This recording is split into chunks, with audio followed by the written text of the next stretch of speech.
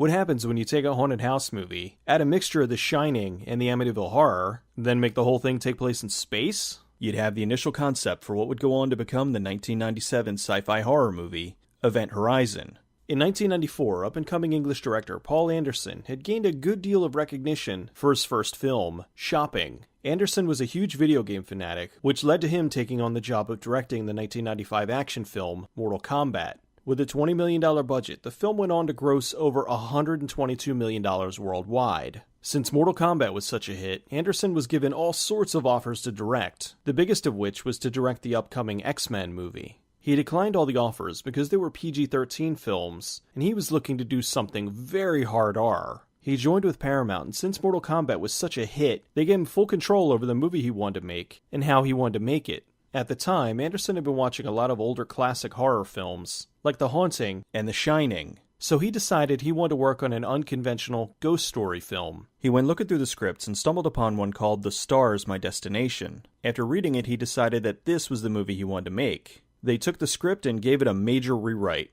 While the screenplay did retain the whole Shining in space theme, originally the story had the ship possessed by an alien consciousness, as opposed to it being a gateway to hell. They dropped anything that had to do with aliens to avoid the obvious comparisons between it and the Ridley Scott classic. They changed the name of the film to the much more fitting Event Horizon. The film was about a rescue team sent to investigate a ghost ship that used a new warp drive that seemed to open up a portal to hell. He got together with his frequent working partner, producer Jeremy Bolt, and they set off to make this uniquely horrifying production. Even though Paramount gave them the go-ahead to make the film, it still wasn't officially greenlit. They had the film storyboarded and the principal photography date was set, but they were still waiting on the studio. It wasn't until 10 weeks before shooting was to begin that Paramount greenlit the film with a $60 million budget. For a film this size, a 10-week pre-production schedule is incredibly short. This meant they had to hire everyone, get all the sets built, and the entire crew in place in just a little over 2 months. Because of the shortened schedule, they had a hard time finding anyone who would do the construction they needed.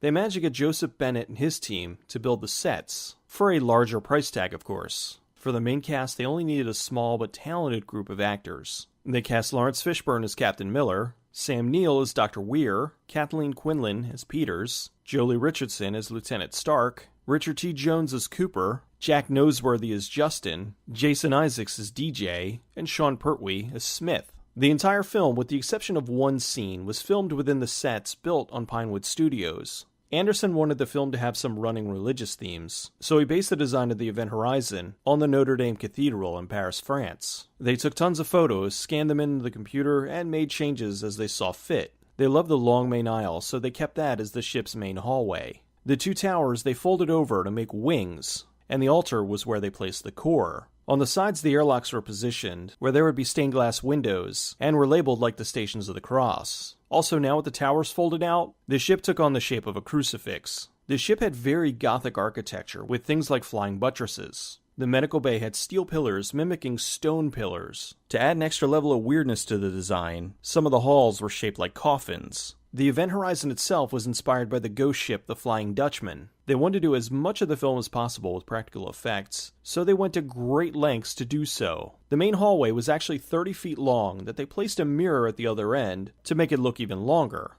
The ships and the space station were all scale models. The Event Horizon model alone was 70 feet long. Justin's veins popping out was done by putting tubes under fake skin and blowing them up with compressed air. With the opening shot of Weir in the space station, they filmed Neil on the set. They shot the outside portion with a model and a camera that pulled back on a 60-foot-long track. They then composited the two and added the Earth in the background. The original script had most of the movie taking place in zero gravity. Since the wire work to simulate zero-G was complicated and time-consuming, they created the concept of the gravity boots to help cut down on the time they needed to film in the wire harnesses. They still had to do a fair amount of wire work, so they built a gym inside the studio for the cast to exercise to keep their strength up. The core was inspired by the Lament configuration from Hellraiser, which also opened a portal to a pain or hell dimension. The clouds outside the ship were meant to emulate the fog you'd normally see in a haunted house movie. The scene with the frozen corpse smashing into the ground had to be shot twice. The first time they did it, they discovered a disgruntled effects worker hid a Barbie doll inside. So when it smashed into the ground, the doll shot out, which ruined the shot.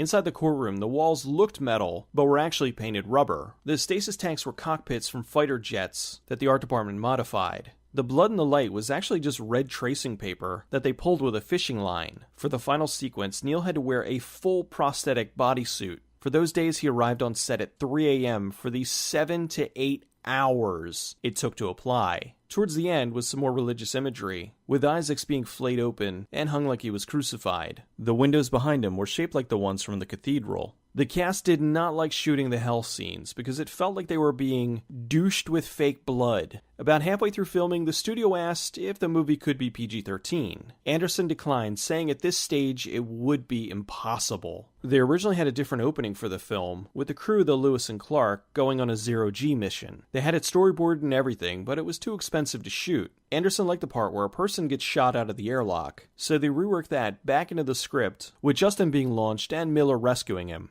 The entrance for the core looked amazing, but was a problem for the crew. The rotating cylinder was disorienting to your equilibrium, and caused most everyone to fall down. It was hard for Lawrence Fishburne, who had to run through it a few times. Speaking of which, the scene where he's being chased by a fireball was a mixture of shots. First was him running down the corridor with a light following him. Then they used a flamethrower to shoot a massive fireball down the hallway. They composited them together for an impressive scene. At one point, the crew deciphers a video from the original team. This scene was called The Blood Orgy. Essentially, the crew was stuck in a hell dimension, and they were fucking and mutilating each other to death. Later, the crew of the Lewis and Clark started having visions of themselves in hell, complete with bodies flayed open and maggot-filled wounds. Andrew Kevin Walker, the writer of Seven, was brought in to do a rewrite of some of the hell segments, to make them more vile. The legs of the Burning Man was a complicated animatronic that repeatedly had to be set on fire. While the film did most of its effects practical, there still was over 400 computer effects, everything from minor ones like wire removal, to major ones like the items floating in zero-G. The clouds around the model ships were all CGI. As a goof, the book floating on the ship is Anderson's autobiography.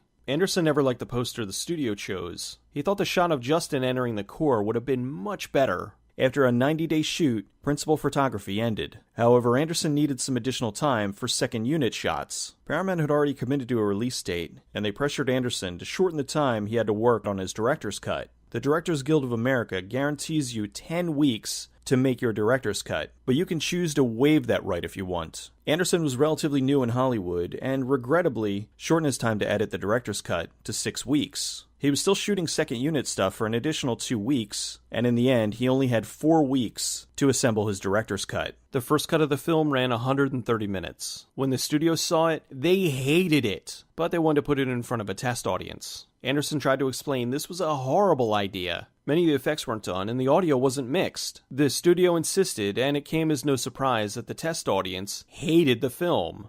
They thought it was too long, too gory, and proceeded to complain about all the technical problems, which were still being worked on. The studio went into full panic mode, insisting that they remove everything that the audience disliked in order to get the movie out. Anderson was given a week to make a new cut. He had freedom before, but now he had Paramount breathing down his neck. They demanded it be shorter and to get rid of most of the violence. They even tried again to get it to be PG-13. The second screening wasn't much better than the first, with the audience still disliking the film. He was given some more time to edit, but this time he added some of the gore back in and balanced the pacing more. This time the audience seemed to like it, so Paramount gave the okay. Anderson asked for more time to fix the film, but the studio refused and released this cut of the movie, which was well over 30 minutes shorter. The film was released on August 15th, 1997, a mere 10 months after principal photography started, which is unheard of for an effects-heavy film. Most movies would still be fine-tuning around this time. The film came and went, opening in 4th place and only making $26 million domestically. At the time, it just didn't resonate with audiences. Home video was a different story, and the film became a cult hit. Lawrence Fishburne and Sam Neill both spoke highly of the film, not only as something they enjoyed working on, but a movie where they were very proud of their performances. Years after its release, Anderson wanted to get the cut footage and take the time to assemble a proper director's cut. So he and Jeremy Bolt went looking for the lost footage. When the film was released in '97, DVDs were relatively new, so most studios weren't keeping cut footage around for a possible different cut down the line. Anderson searched all over the globe and finally tracked the remaining footage in a salt mine in Transylvania of all places. Most of the footage was damaged, making a director's cut impossible. They took the footage they could salvage and put it on the DVD as deleted scenes. The elongated hell scenes were intense, and now watching them you could see a bit more of what was going on. Eviscerated bodies, maggot-filled corpses, and one of the crew being sodomized with a lead pipe. Not saying that all this should have gone in. A large part of effective horror is knowing what to show and what not to show. I think if they had the hell footage for a few extra seconds here and there, it would definitely ramp up the uncomfortable factor. The movie was full of homages. There's the wave of blood as an homage to The Shining. The walls dripping blood was an homage to the Amityville Horror. Weir's window opening used the same sound as a door opening in Doom.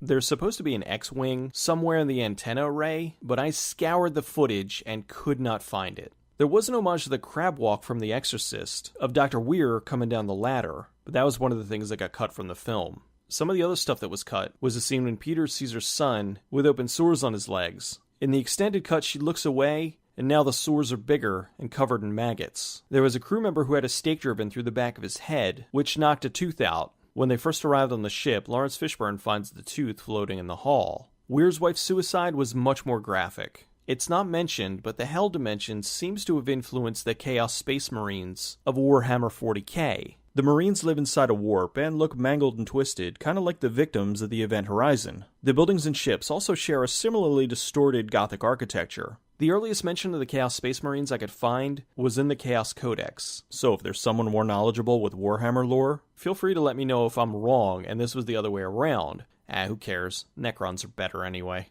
The movie also heavily influenced one of the scariest game series of all time, Dead Space. In 2012, they announced a VHS copy of the original cut had surfaced. Some shots leaked, but unfortunately the quality of the film overall was not fit for release. Even after all it went through, I still love this movie. I have a feeling that if they ever can release a director's cut, it will be the definitive version. But as it stands now, it's a great movie that's scary as hell. The cast is superb, the practical effects still look good, and overall it has an ominous presence, much like the ship itself. Even in its somewhat edited form, it still ranks up there with some of the best and scariest horror movies of all time.